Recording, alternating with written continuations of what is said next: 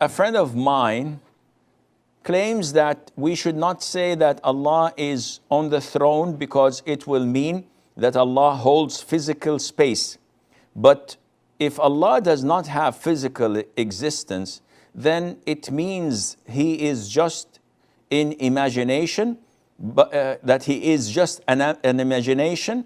And how can someone see an imagination whereas Allah has promised to show Himself to the people of Jannah? Zainab, these issues are very sensitive.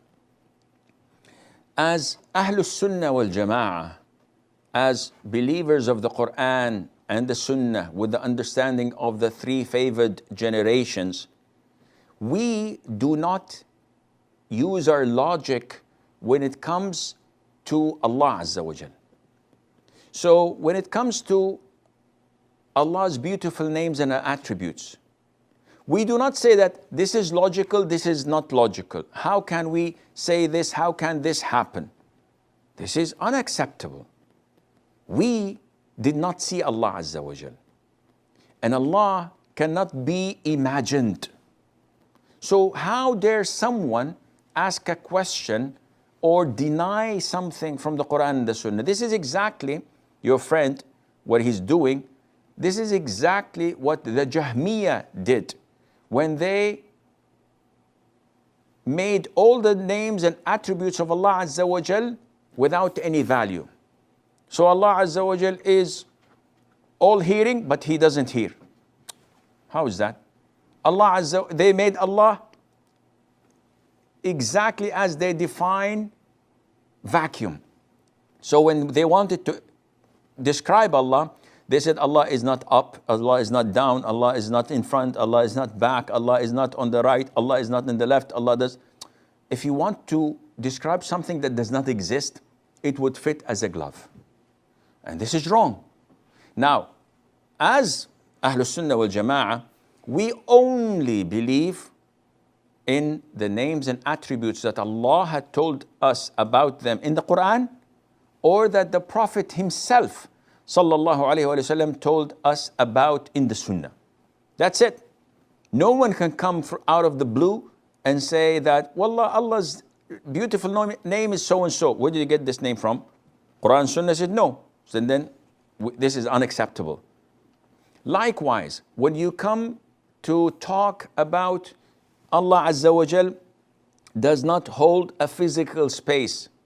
The issue of holding a physical space was not told to us, neither in the Quran nor the Sunnah. So when you say such a statement, we have to know exactly what do you mean. If you mean that Allah Azza wa Jal does not exist, like the Jahmiyyah has explained, and that He is nowhere, nothing, and the likes, all negative attributes, in this case, no, this is wrong. We know that Allah Azza wa Jal exists. We know that Allah Azza wa Jal is above His throne, and His throne is the ceiling of the of paradise, and that Allah is above all, and Allah is in the height. In Arabic we say fis sama. Fis sama does not mean in the heavens, because nothing can surround Allah Azza wa Jal. But it means Allah is in the height. Allah is above and high over everything.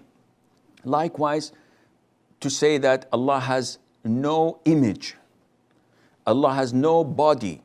The issue of body was not mentioned to us in the Quran and the Sunnah. So we do not affirm it nor negate it. We say it's an innovation to attribute it to Allah Azza wa Jal.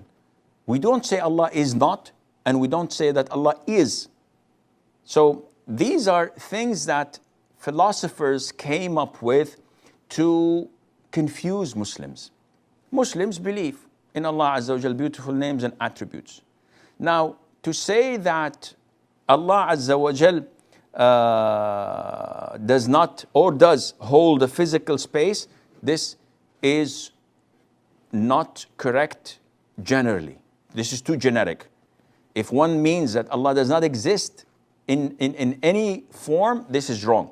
If someone says, no, Allah exists, and we know that He's above His throne, above all creation, we say that this is true and correct, and Allah Azza wa Jal knows best.